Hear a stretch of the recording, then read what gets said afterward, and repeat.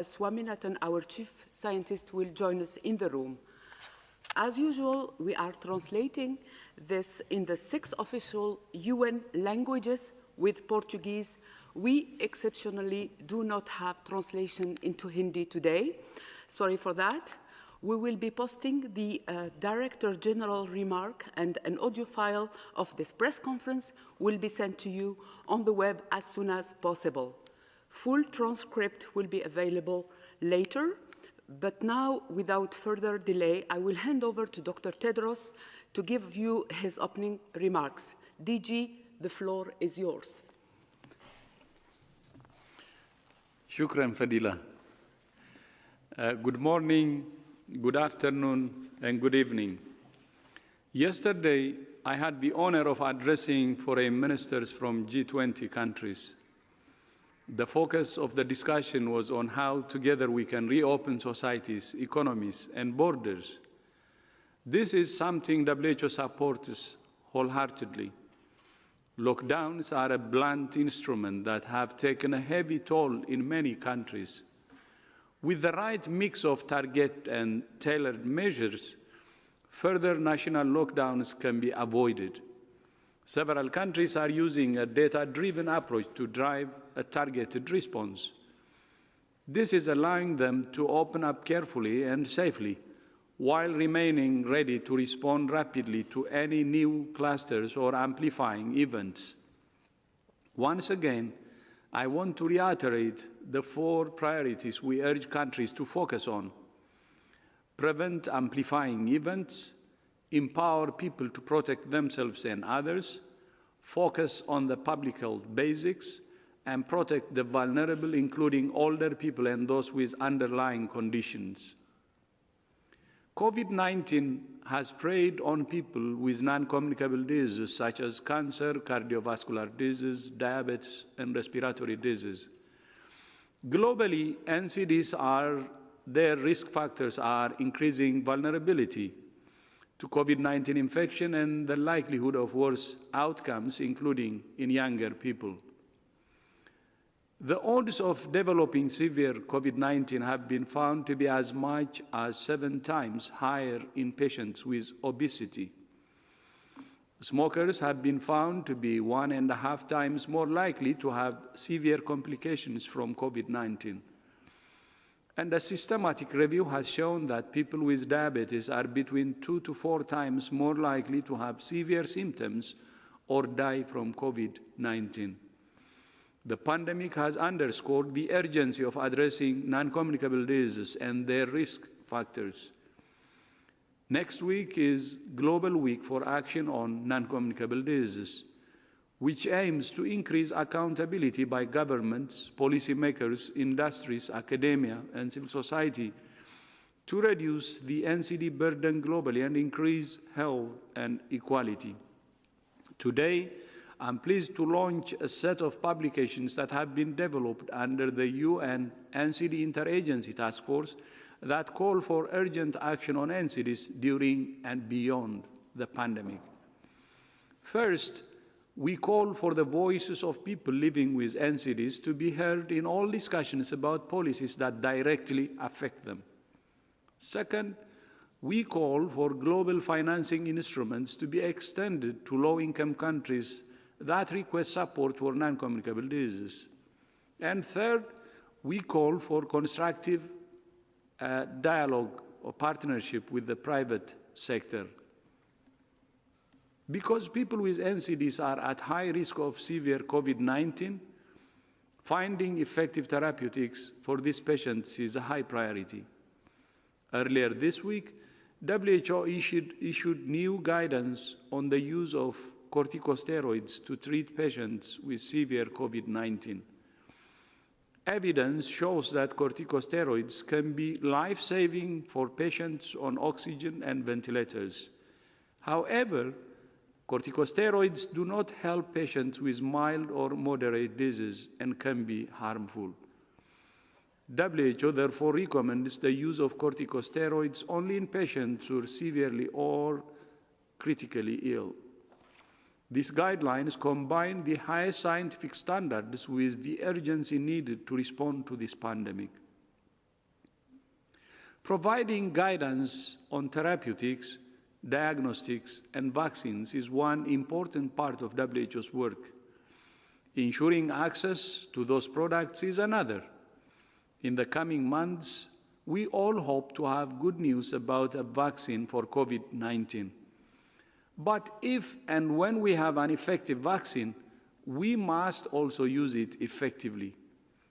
In time, as production increases, we want all people everywhere to have access to vaccines. But initially, when supply is limited, priority must be given to vaccinating essential workers and those most at risk, including older people and those with underlying conditions. In other words, the first priority must be to vaccinate some people in all countries rather than all people in some countries. This is not just a moral imperative and a public health imperative, it's also an economic imperative. In our interconnected world, if people in low and middle income countries miss out on vaccines, the virus will continue to kill and the economic recovery globally will be delayed. So, using vaccines as a global public good is in the national interest of each and every country. Vaccine nationalism will prolong the pandemic, not shorten it. The COVAX facility is the agreed international mechanism for ensuring equitable global access to vaccines. It is solidarity in action. COVAX guarantees access to the world's largest portfolio of vaccine candidates. Our partner, the Coalition for Epidemic Innovation and Preparedness, CEPI, is supporting 9 candidate vaccines that will be made available to the facility if successful, 7 of which are in clinical trials. We're also in discussions about 4 other promising vaccines. Another 9 candidates that are in earlier stages of development are being evaluated for inclusion in the facility. We're delighted that 78 high and upper middle income countries and economies have now confirmed they will participate in the COVAX facility, and the number is growing. I urge those who have not yet joined to do so by the 18th of September. I would like to thank those countries and economies who have announced publicly their joining COVAX this week: Germany, Japan, Norway, and the European Commission. Vielen Dank, arigato gozaimasu, takshka duha. Of course, many more countries have joined, and we look forward to being able to share the full list in due course. Although we still face many challenges, WHO is encouraged by the progress we have made against this new virus in 8 months. With national unity and global solidarity, we can and will end this pandemic. I repeat, with national unity and global solidarity, we can and will end this pandemic. I thank you. Thank you, Dr. Tedros. I will now open the floor to questions from the press, but I would like to remind first that you need to raise your hand. Use the raise your hand icon in order to get in the queue to ask questions. Also, remember, we have a large number of you in the queue, so please stick to one question. The first question is from Agnès Pedrero from Agence France Presse. Agnès, please unmute yourself and ask your question. Agnès?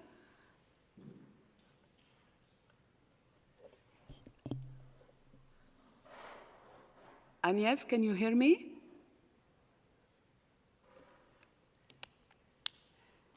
No. Agnès? We will come back to Agence France Presse later on. Now we have Anna Pinto. Anna, can you hear me? Please don't forget to unmute yourself.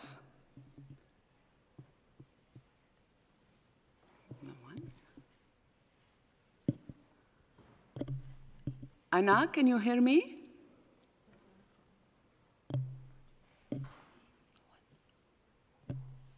So we can have some technical problem, but trying again, Anna or Agnes, can you hear me?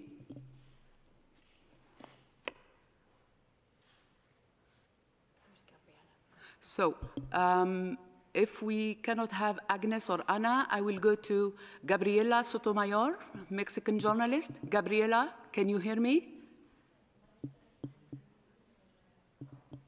Really?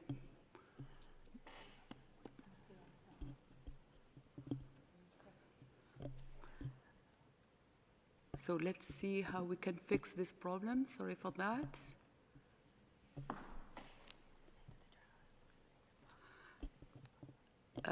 We are trying to fix the technical problem. So let's try once again. Agnes, AFP? No.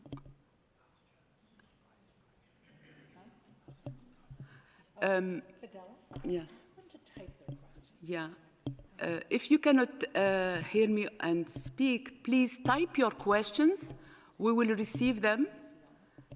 Thank you for your patience.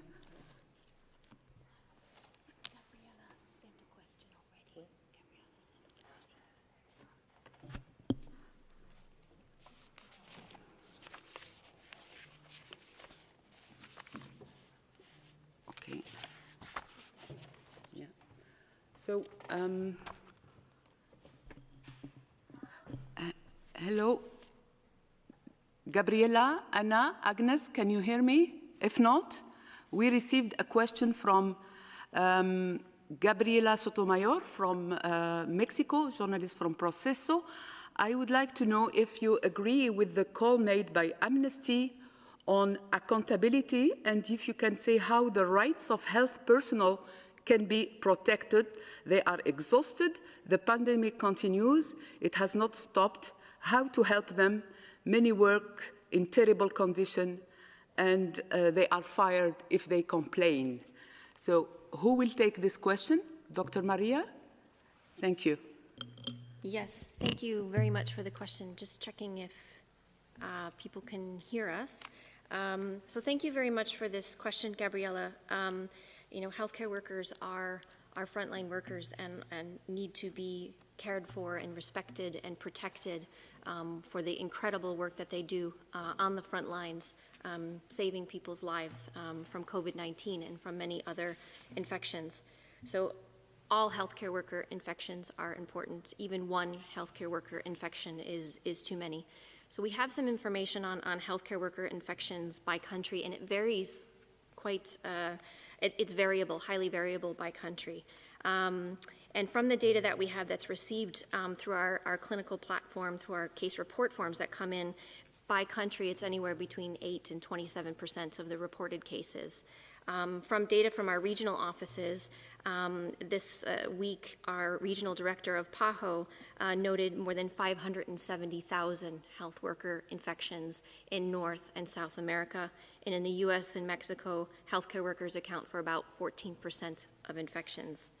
Across our African region, it's around 5% that are healthcare worker infections. And if you look across the published studies, again, the data is highly variable. And if you look at seropositivity, which is evidence of infection through antibodies, healthcare worker infection ranges from 1.6% to over 31%, depending on the study. And if we look at PCR testing by study, it ranges from 0.4% to over 23%. And so what we understand about how health workers are getting infected, there are several studies that are looking at this, and we have a living systematic review that we are conducting where we are constantly looking at the literature. And some of the reasons why health workers are infected is because of a lack of PPE, not having adequate PPE to do their jobs, and in some situations not having the training to wear the PPE appropriately. And early on in the pandemic, when we have cases in some different wards, such as geriatric wards or other wards that weren't prepared for droplet and contact precautions for infectious diseases, they weren't trained to wear the right type of PPE. That has been changed and that has been improving. We also know that health workers are infected while on the job when they're in rest areas, if between each other, so there's transmission that's happening between health workers. And we know that there are conditions in which they are working in where there's extended shifts, not adequate rest periods, that really needs to be supported. But we also need to remember that health workers are people too, and they live their lives. And unfortunately, many health workers are also infected outside of the healthcare facility. So I think there's a number of things that we are doing and that countries are doing to protect health workers. This is a priority of WHO's beyond the pandemic, but is a top priority of WHO's to protect health workers. We have guidance that is out around infection prevention and control, so how they can care for patients safely and the type of precautions that are needed depending on the type of care that's given. Our supply chain task force has worked very hard to ship PPE to 172 countries in all regions. Millions of respirators and medical masks, face shields, gowns, gloves, goggles. We've issued trainings for infection prevention and control to make sure that all health workers know what this virus is, know how it is transmitted, know what are the proper infection prevention and control measures that they can take. But we do need to ensure that health workers are equipped with the right PPE. And I think just lastly, we do need to do more to make sure that the right conditions are in place for health workers, that they have adequate rest periods, that they have psychosocial support. What health workers are going through is incredibly difficult, and we owe so much to them. And I think just lastly, we owe the respect to them, and there should be no stigma attached to the life-saving work that healthcare workers do. Thank you very much, Dr. Maria. We have also in the room Dr. Bruce Aylward. He's the Senior Advisor to the Director General. He leads the ACT Accelerator, and he has something to add. Bruce? Thank you to Fidela, and thank you especially, Gabrielle, for raising this important issue of just the stress that the healthcare workers and care workers in long-term facilities continue to be under in this crisis, because we cannot give it too much attention, quite frankly. And I think Maria has done a wonderful job laying out all the things that we're trying to do collectively through the health sector, the health organizations, to try and ensure they have the tools, the training, et cetera, to take care of themselves. But I think what we have to remember, Gabrielle, when you ask what else we can do, is going back to what the Director General said in his opening comments, the single most important thing we can do is to collectively change our behaviors in the ways that are going to reduce the intensity of transmission, reduce the cases, and reduce the pressure on the health system. At the end of the day, that is the most important thing we do. We will look to our political leaders, we'll look to our health leaders to help address these issues, but we also have to look to us collectively, the general population, how we choose to work, how we choose to live, how we socialize. These are the important things that drive transmission. We've got to ensure we maintain the distance between people, the masks and the other public health interventions, because ultimately that's what's driving transmission, that's what's putting the pressure on the healthcare system. But like you emphasized, most importantly, behind that system of people, right? It's the healthcare workers, the nurses, it's the cleaners in the facilities, it's the physicians and so many others who work in these facilities that pay the ultimate price for the choices we make as individuals in terms of doing our part to reduce transmission. That is the most important thing we can do to help. Thank you, Dr. Bruce Aylward. We will go now to Agnès. I was told the technical problem is solved. Agnès, Agence France Presse. Agnès, can you hear me? Yes, I can hear you. Oh, do you welcome, hear me? Agnès. Just ask your question. Okay, great. I will ask it in French. D'après les médias suisses, les chiffres ont montré qu'il n'y avait pas de surmortalité liée au coronavirus pendant le premier semestre de l'année. La situation semble être différente dans d'autres pays de la planète. Est-ce que l'OMS dispose de statistiques qui montrent une surmortalité depuis le début de la pandémie? Et est-ce qu'il y a des différences régionales? Thank you, Agnes. Dr. Maria? I can begin, and maybe others want to jump in. So you highlight a very important aspect of a pandemic or any emerging pathogen as this pandemic evolves. There are deaths that are associated, that are counted, that we know are associated with COVID-19 from infection and are tracked in real time as they occur.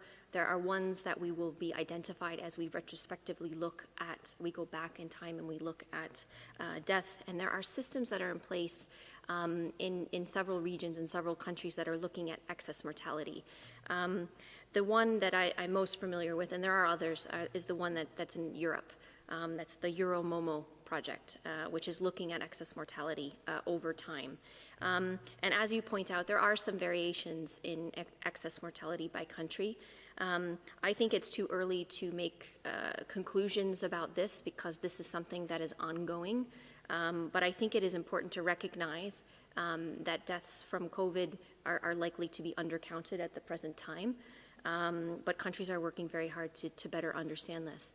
We do also need to be looking at other causes of mortality that are occurring during the pandemic because people have not been able to access the care that they need. So it is really critical that we get essential medical services and life-saving services back online so that people who need the care that they need can receive it and can receive it safely. And so that is something that all countries are working very hard on. We are working very hard on to support countries to be able to do. But I think we will see some differences in excess mortality, and we are tracking the systems that are currently in place that are collecting that information. Thank you, Dr. Maria. Dr. Bente Mikkelson would like to add something. Please go ahead. Thank you. Thank you very much for the question. And as Dr. Tedros said, we have had several surveys which show that we have major disruptions in the case of non-communicable diseases, cardiovascular diseases, cancer, diabetes, and respiratory diseases. So far we have comorbidity studies from single countries, and we are working on this also at a global level. So of course it will be very important to trace what you're actually saying, because we really need to know if this will again dwindle the achievement of the SDG 3.4, namely to reduce the mortality from non-communicable diseases. So we don't know this yet, but from studies we know, and the good thing is that the majority of countries have actually now started to register comorbidities in their hospitals. So we know that, for example, in Mexico, diabetes were the most frequent comorbidity in the registered deaths for COVID. And we see other figures like in Italy, among those dying in hospitals, we see 67% of people living with hypertension and 31% living with diabetes. So this is, of course, very important both for the current situation, but also to understand the picture and be able to close these gaps with the guidance that WHO can give. Thank you.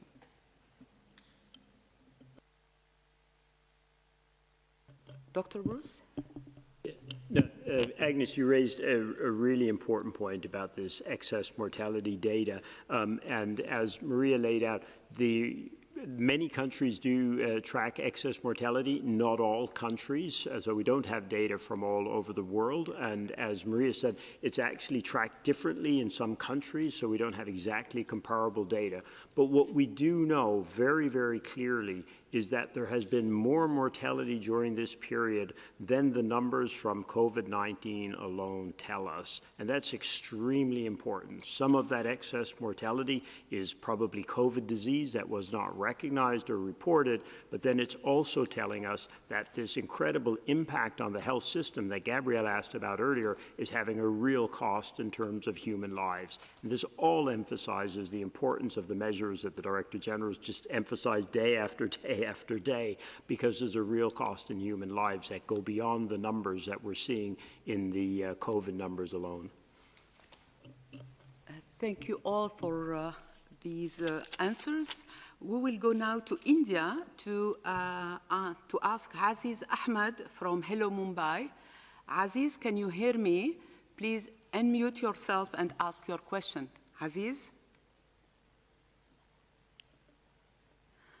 I was told he's no longer online. If not, we will go to Anna Pinto. Anna, can you hear me? Yes.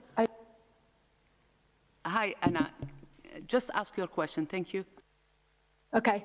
Earlier this week, the president of Brazil, Jair Bolsonaro, was approached by a citizen who asked him not to deploy vaccines against COVID-19 in the country because, according to him, and I quote, vaccines are dangerous.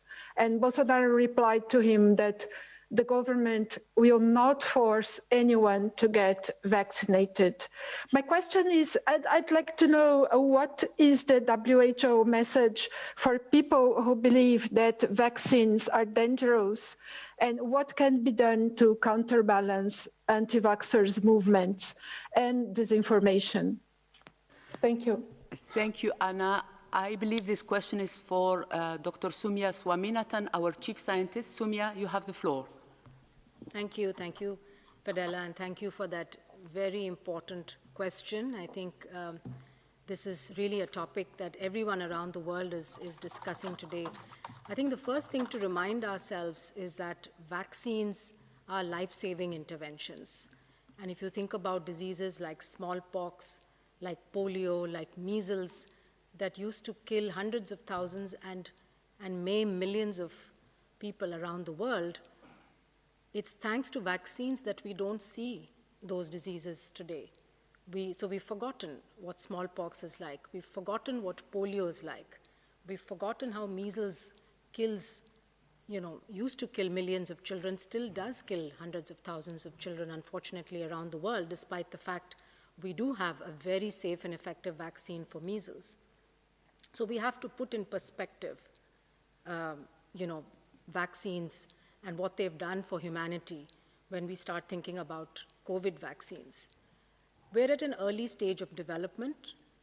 No doubt that there's been an unprecedented speed of development of COVID vaccines. We've never seen anything like this before, and that's because of advances in science and technology, and also the fact that there are now platforms that have been developed because of investments in the last several years, which make it possible for companies and academic groups to just take the new virus sequence and put it onto an existing platform, which has already been tried and tested for other diseases.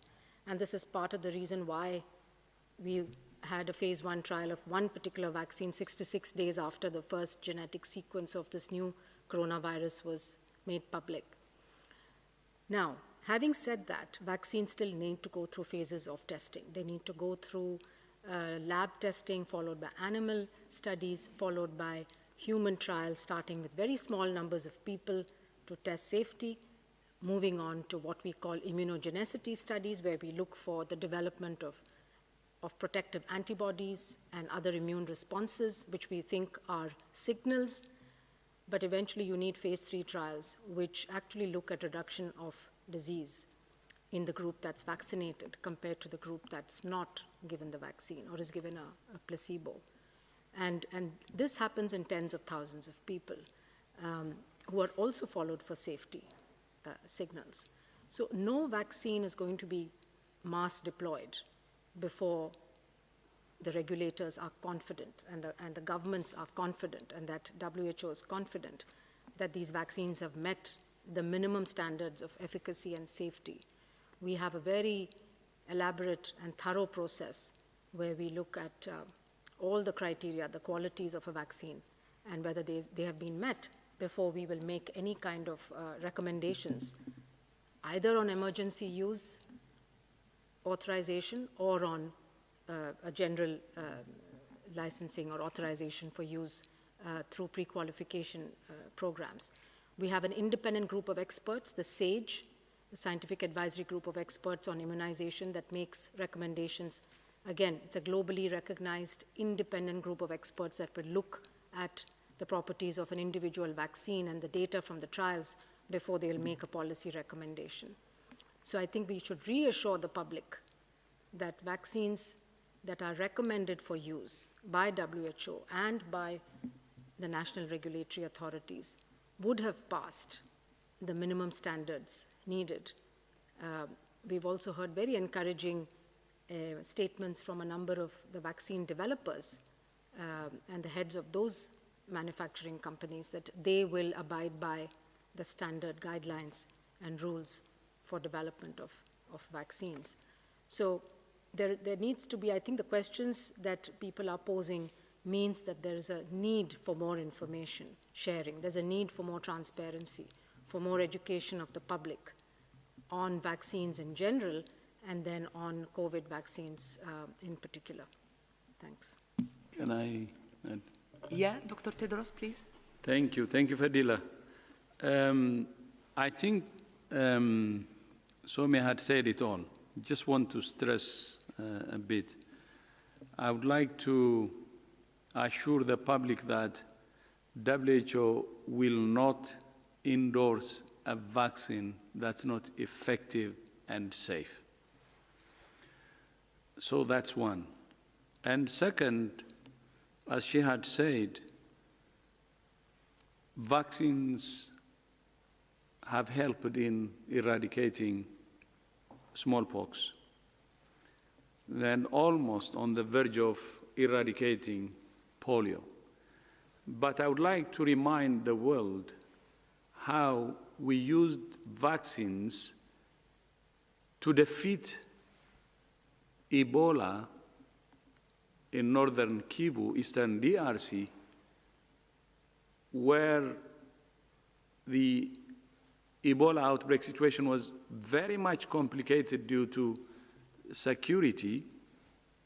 As you know, North Kivu is a place where more than 20 armed groups actually operate, and it's with the help of vaccines that we were able to stop or end the Ebola epidemic in northern Kivu in eastern DRC.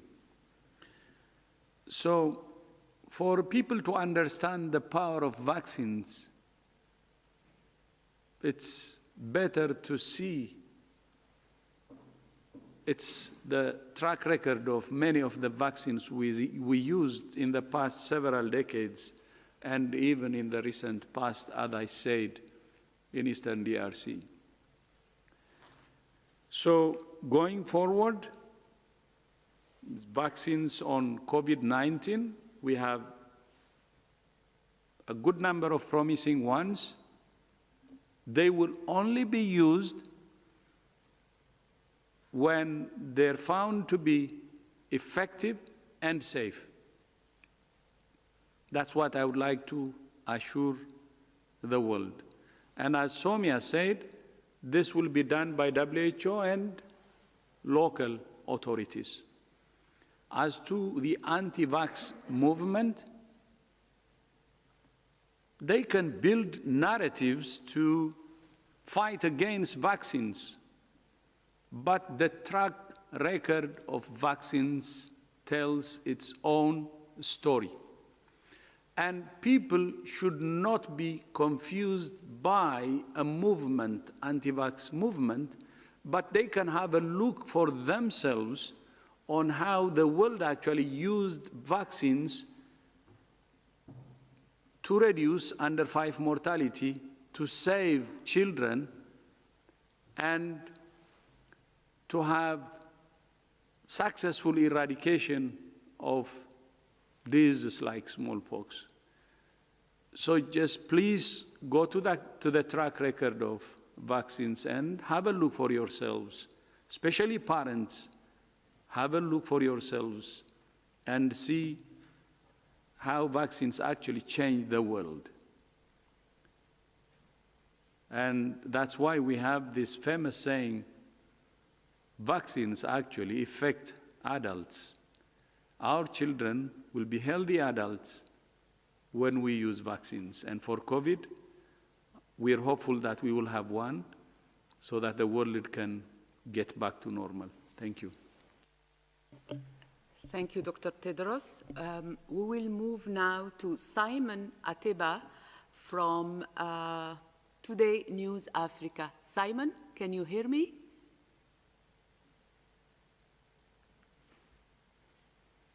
Simon? Second attempt. Yes, I can hear you. Simon, we can hear you. Yes, Please go ahead. Yeah, I can hear you. Thank you for taking my question. This is Simon Ateba from Today News Africa in Washington, D.C. Yesterday, WHO Africa said virtually all African countries, all 54 or 55 African countries, have expressed interest in COVAX, the groundbreaking initiative to provide almost 220 million doses of vaccine to Africa. I would like WHO to give us an update on what the next step is and what will be the contribution of each African country to take part in COVAX. And also to ask WHO if 220 million doses of vaccine for a continent that has 1.2 billion people is enough. Thank you. Thank you, Simon. We will start with Dr. Bruce Aylward. Bruce. Thank you, Simon, and thank you for emphasizing the importance of the landmarks that we passed this week in the battle against COVID and getting our ACT accelerator up and operating. As you highlighted, this week we passed the landmark by the 31st of August. We were asking countries to confirm their intention to participate in the COVAX facility, and as the Director General highlighted, we were delighted to hear that 78 high and upper middle income countries will be joining with the 92 countries of Gavi and that will receive support through what we call the Advanced Market Commitment, for a total of now 170 countries that will be part of the ACT Accelerator. The African continent has been a huge contributor to the work of COVAX. As some people on the call will be aware, there have been a number of important partners that we work with in terms of trialing vaccines and studying vaccines, also in terms of planning how they would be rolled out and operationalized over time. Also in the very design of the COVAX facility, we've had a number of big conference calls that have involved many of the countries that are now signing up to COVAX, many countries from the continent who are providing their input as we worked out the details of the COVAX facility and designed it really together. So a huge contribution. And will continue to be as we go forward. Now, in terms of vaccine numbers and doses, remember the way that we've been discussing the use of these products that will come out of the ACT Accelerator, especially the vaccines. Our goal, our immediate goal, is to reduce the severe COVID, the burden of severe COVID disease around the world. Because if we can reduce the risk of severe COVID disease, then we can very rapidly, as a Director General emphasized, start getting back to a more open societies, functional societies, and rebooting our economies. Because it is a severe COVID disease which is generating the fear, and it's a severe COVID disease which is resulting in the loss of confidence, and whether it's in terms of individuals, in terms of employers, et cetera, that underpin the economic challenges we face. So what we look at is how much vaccine do we need to reduce the the risk of severe disease. And as was described in the opening comments of the Director General, we have a better and better understanding of who is most at risk of the disease and most at risk of severe COVID disease. So we don't need vaccines for absolutely everyone right at the very beginning. What we need to make sure is, as we've said before, all countries get some vaccine, and that we use that vaccine to protect our healthcare workforce and care workers, and then to protect our elderly, and then protect the others who are at highest risk.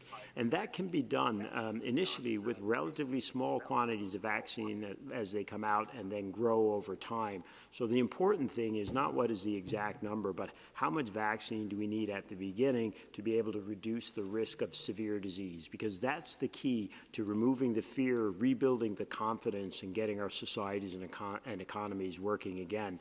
And the 200+ million doses would definitely go a long way to achieving that. But right now, we're a very long way even from that 200 million doses. So that's the key. It's been an important week, and we're certainly encouraged by what we're seeing, again, in terms of a tremendous solidarity to try and ensure we reduce that risk of the disease around the world and start getting back to a more normal way of functioning going forward. I think Soumya wanted to add. Very briefly, just to add, I think Bruce has explained it very well. Just to add that the African Union has taken real leadership in this and engaged with discussions with WHO, but also with other partners on making sure that there's access to vaccine, the best vaccines for the African people, but also to be part of the development, part of the research and development process. And so the strategy for the COVID vaccines for Africa really has three pillars. The first one being very much to be playing a leadership role in the research and development of these vaccines, ensuring that clinical trials take place in Africa so that these vaccines are tested in different ethnic groups, different racial groups, age groups, etc., so that you have better estimates of how this vaccine works in different populations. Also focusing on expanding manufacturing capacity in Africa, getting into technology transfer and so on. This is building capacity for the future. And of course, focusing also on the policy, the implementation, and how delivery of these vaccines will take place. As we know that many countries face a lot of challenges in delivery even of routine vaccines to children. And this is going to be a vaccine that's going to have to be given to other age groups. This is not a childhood vaccine. So we're going to every country needs to start thinking about how these campaigns are going to be run and what is going to be needed in terms of human resources, supply chains, cold chain equipment, logistics, needles, syringes, etc., training, so that when the vaccine is available, that there's no delay in launching these immunization programs. Thanks. Thank you, Dr. Swaminathan, and thank you, Bruce, for your answer. I believe Mike Ryan has something to add. Mike, can you hear me? Yes, no, just to follow up, and just speaking with specific reference to Africa and to colleagues in Africa. Sorry, Mike, you are very soft. Can you speak out, please? Speak up. Yeah. Thank you. Yes, can you hear me? Yeah. Try again, Mike. Thank you. Hello? Speak a bit louder or maybe increase your volume. I'm taking the...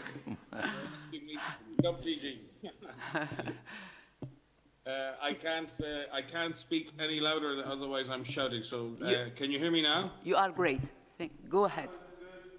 I just wanted to reflect on the contribution that African countries have made in general to vaccination, and to congratulate Africa as a continent for the eradication of polio and the certification of that eradication. A huge task carried out with many years of effort, and both Tedros in Ethiopia and our RD, Dr. Mweti, and Bruce himself was sitting there, championed a lot of the work that led to that. but also in the areas of cholera, in the areas of meningitis, in the area of yellow fever and Ebola.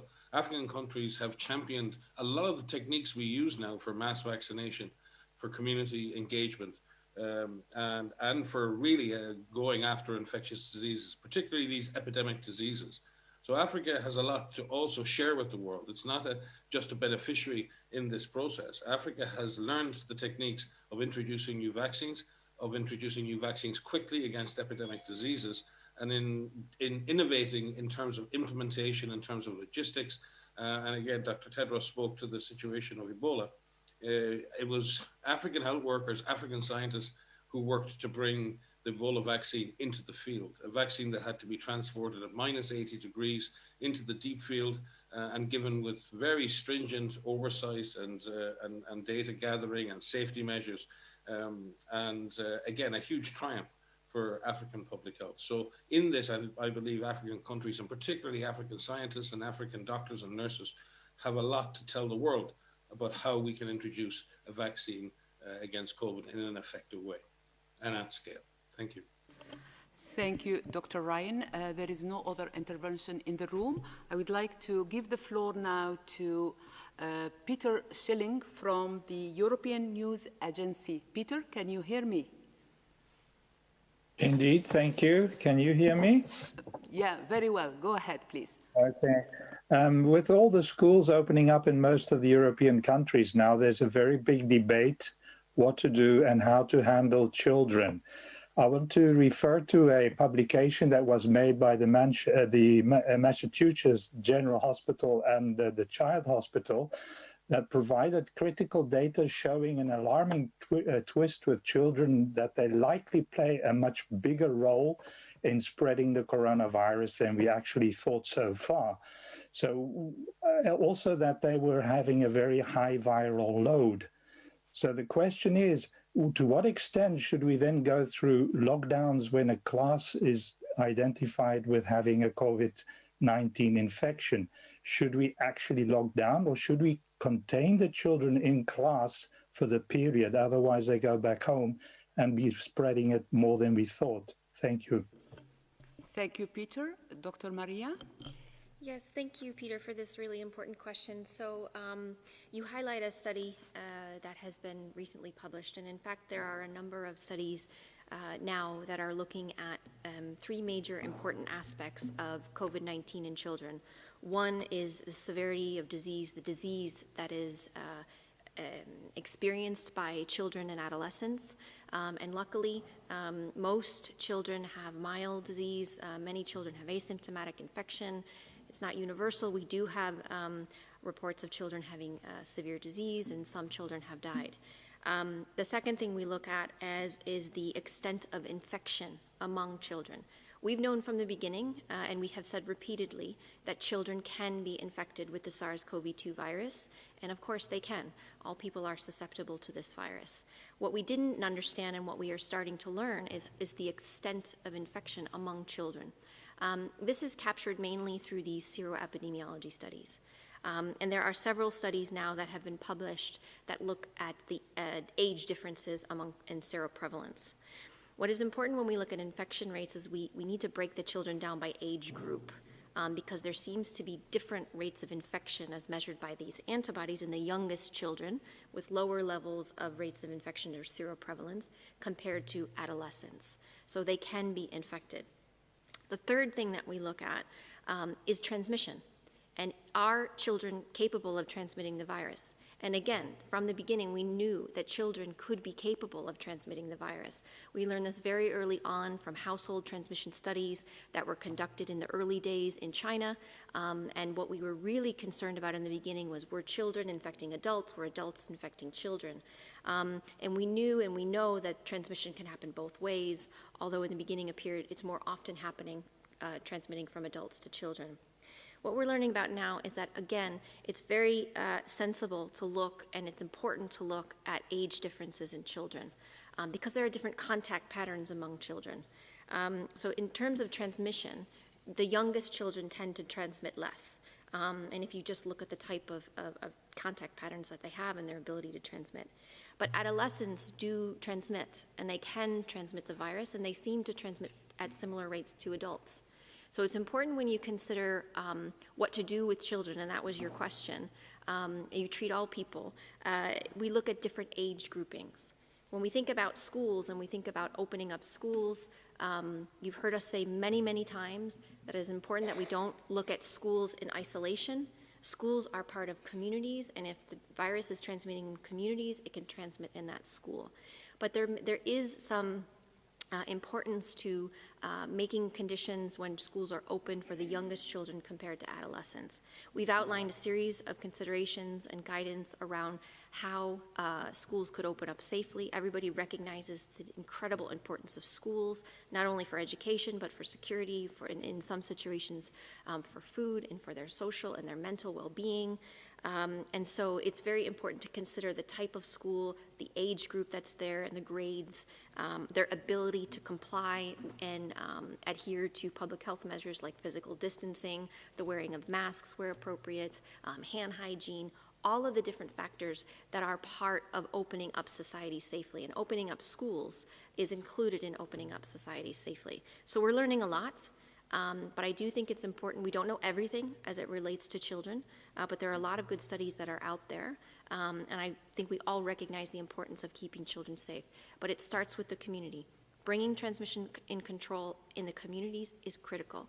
All of the individual measures that you need to take to protect yourself, whatever age you are, from getting infected and to prevent you from passing to another is really important. Hand hygiene, respiratory etiquette, wearing a mask where appropriate, all of that.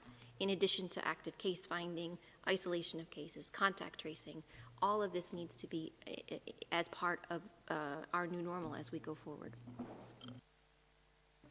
Thank you, Dr. Baria. We have now a question from B.N. Kumar from India Biz News Connect. Kumar, can you hear me?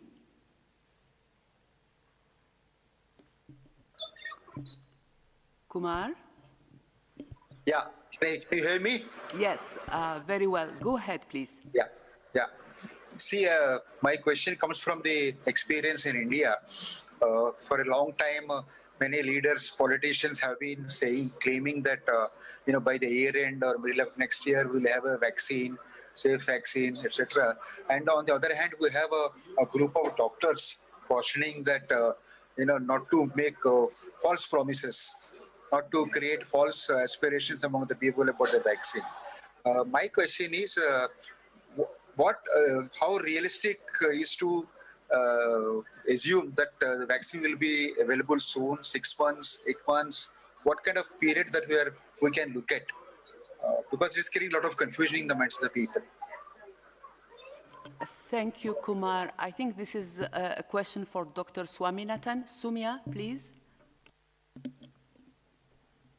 Thank you for that question. As you know, there are a large number of clinical trials going on worldwide.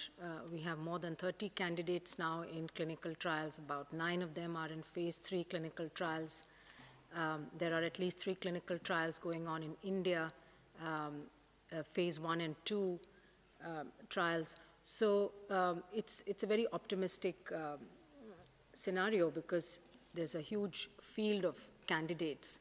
And we know that normally in vaccine development, we expect about 10% success rate. And so to have more in the early stages of testing gives us hope that several of them would be able to be, prove themselves to be safe and efficacious. But as we said earlier, these need to go through the full phase 3 clinical trials before we can answer that question. We expect results from some of the candidates which are already in phase 3 trials to come by the end of the year or the beginning of next year, following which there will have to be scaling of manufacturing to produce the hundreds of millions of doses that are going to be needed. In fact, the world is going to need billions of doses, and that's going to take time to manufacture. So we have to be optimistic and realistic at the same time. So realistically speaking, probably the second half, the middle of 2021 maybe the second quarter, third quarter of 2021 is when we can start seeing doses actually flowing into countries so that they can start immunizing their populations. And as Bruce was saying earlier, we're not going to have enough for the whole world, right at the beginning. We're going to see first tens of millions of doses, then hundreds of millions of doses, and subsequently, hopefully, that scale up will happen. So eventually there will be enough for everyone, but it will mean prioritization of groups within countries who should receive those first tranches of vaccines. And this is where the COVAX facility and the fair allocation framework that's been developed by WHO in consultation and agreement with our member states would play an important role in determining how those scarce doses of vaccines in the beginning will be distributed and used, hopefully in a fair and equitable manner, so that, as the DG was saying earlier, it is important to make sure that the people who need the vaccines get it, regardless of which countries they're living in. There's no point some countries vaccinating entire populations while others are waiting for a long time. So that's what the COVAX initiative and the COVAX facility aims to achieve. And if it comes sooner, the better. But certainly by the middle of 2021, we should start seeing some vaccines actually moving into countries and into populations. Maybe Bruce wants to add. Thanks. If I just may add one thing, just to supplement what Sumi was saying about the advancement of the vaccines, I just want to make it crystal clear. There's so much that we can do now. While the vaccines are being accelerated and being developed, and it's been outlined very clearly that it's a safe and effective vaccine that is so much of the world is working towards, and that's really wonderful. But there's so much that you can do now. And I think we will hammer this as much as we possibly can, because there are individual steps that you as an individual can take to protect yourself from getting infected, to minimize your exposure, to manage your risk. This has to do with how you live your daily life, and everybody wants to get back to, a normal life and get back to what used to be, but we need to make considered decisions about how we go about doing that, how we go to work, if we need to wear a mask where we can't physical distance, we need to practice hand hygiene and respiratory etiquette, avoid the 3 C's, these crowded spaces and closed settings, especially with poor ventilation. There are ways in which you can minimize your exposure, and to be informed. So what is really important is that you know where the virus is in the areas where you live and in the areas where you work. And this comes from the strong government-led responses that we are seeing in so many countries. The strong, clear response at a national level implemented at the local level. What we are seeing now is countries that, in the beginning, many had to put in these national lockdowns, so-called lockdowns, because they needed to buy themselves some time to take the heat out of the virus, out of the transmission, and get some time to get their systems on track. Many countries have a public health workforce now. They have testing capacity that has been greatly increased. They have contact tracers that are out there, that they're preventing clusters from happening, or when clusters do happen, they're rapidly carrying out these outbreak investigations. All of these things are really positive, and I just want to highlight this because we are seeing many countries apply these public health measures and taking at great effort and bringing outbreaks under control. And these are things that are happening now. So we need strong government-led responses. We need very targeted, tailored local implementation so that we could avoid national lockdowns again. And we are very hopeful, and we are seeing in many countries they're applying targeted, time-bound, geographically bound measures to bring outbreaks under control, and using all of the active case finding, contact tracing, training your workforce, protecting your workforce, improving clinical care, getting hospitals ready. All of that is still happening in the background. And countries that have been successful in suppressing transmission are ready. They are ready to identify cases very quickly. They're ready to identify clusters and carry out the necessary steps to prevent those clusters from becoming community transmission. So I just want to emphasize that there's so much that all of you are doing now that is benefiting society and is helping this pandemic.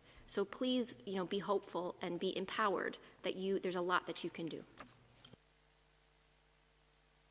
I think Dr. Bruce has something to add. Bruce? Yeah, I think just to help Mr. Kumar, that was an important question. I think it's hard for the general public when they're hearing these sometimes substantially different assessments of how long it will take us to actually have a successful vaccine, and if indeed these trials are successful. And sometimes it's helpful to demystify these timelines a little bit. But if you think about these trials, what you keep hearing, phase 3 trials, remember these involve tens of thousands of people, usually the large ones we really need to see an effect of the vaccine on. You have to give people one dose, and then usually it's at least 2 weeks or 3 or 4 weeks before they get the second dose. And by the time you enroll that many people, get those 2 doses in, that's often 3 months or longer. And it can't be shorter than 2, obviously, but it's usually a few months just to get that many enrolled in the trials. And then you've got to observe them for a long enough period to understand who is protected and not protected. So, and there you're a little bit at the mercy of the epidemic itself, because it depends on how much disease is actually circulating in the community by that point. And then when you finally have that, which will take a couple of months, a few months, depending on the intensity of transmission, then you've got to analyze those data. You've got to get the product licensed. Now, there's some things we can do to speed things up. We can, if we think it's a very promising vaccine, we can produce it in parallel at risk. Even if it fails, we'd have to throw those doses away, as you've heard.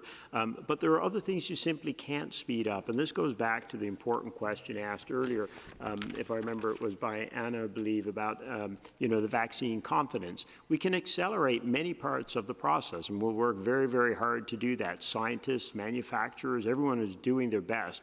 But you cannot accelerate certain parts which are essential to ensuring the vaccines are safe and efficacious. That takes a certain amount of observational time that you simply can't rush. And it would be in no one's interest to rush that part of it, because that is what would shatter the confidence and trust, which is so important in this process to roll out these vaccines. So when you stop and think a little bit, these phase 3 trials, how big are they? They're going to give 2 doses up to a month apart, and then they're going to have to follow those people for some time. You can understand why these timelines can be fairly long between now and when we have a definitive answer. And also, some of the factors are simply out of our control because it will depend on how intense transmission is in an area. Thank you, Dr. Aylward. I think we will wrap up now the press conference if there is no other intervention in the room. Maybe Dr. Bente wants to add something? Thank you very much, and thank you for also focusing today on the chronic diseases. And of course, the primary task just now is to defeat COVID-19. But at the same time, I think we cannot ignore, as Dr. Maria as well says, that we have to work to really also continue to strengthen the health system.